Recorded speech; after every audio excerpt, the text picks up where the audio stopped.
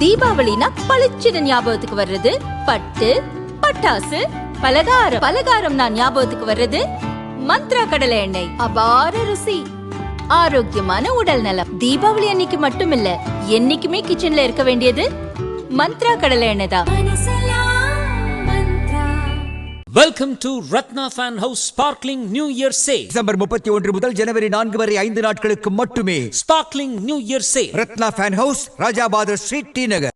உலக சந்தையில் தங்கம், வெள்ளி இவற்றுக்கு அடுத்தபடியாக மிகவும் கவனிக்கத்தக்க உலோகமாக காப்பர் மாறியுள்ளது. கடந்த 2009க்கு பிறகு காப்பர் விலை தற்பொழுது புதிய உச்சத்தை தொட்டுள்ளது.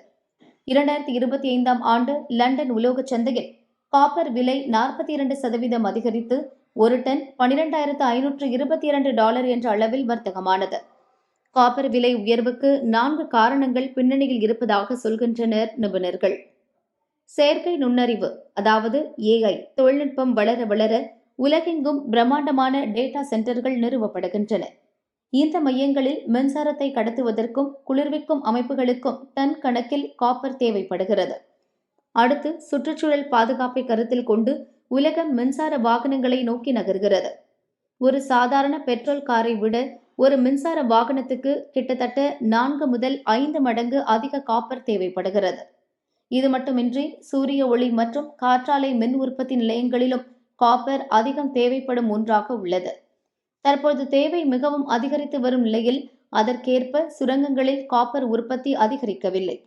இந்தோனேஷியா, சிலி மற்றும் காங்கோ போன்ற நாடுகளில் உள்ள சுரங்கங்களில் ஏற்பட்ட விபத்துகளால் உற்பத்தி பாதிக்கப்பட்டது. புதிய சுரங்கங்களை அமைப்பதில் உள்ள சிக்கல்கள் மற்றும் ஏற்கனவே உள்ள சுரங்கங்களில் நிலவும் தட்டுப்பாடு ஆகியவை சந்தையில் காப்பர் கிடைப்பதை குறைத்துள்ளது.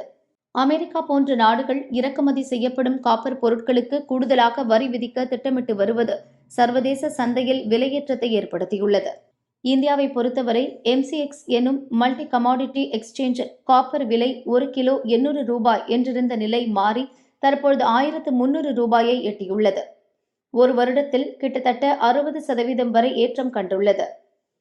ஹிந்துஸ்தான் காப்பர் போன்ற நிறுவனங்களின் பங்குகள் முதலீட்டாளர்களுக்கு மிகப்பெரிய லாபத்தை அளித்துள்ளன.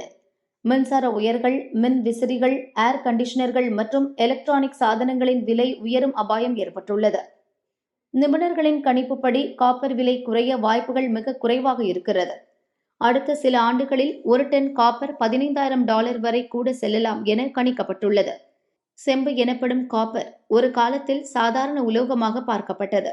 இன்று டிஜிட்டல் மற்றும் எரிசக்தி துறையின் தவிர்க்க முடியாத ஒன்றாக மாறி புதிய தங்கமாக பார்க்கப்படுகிறது.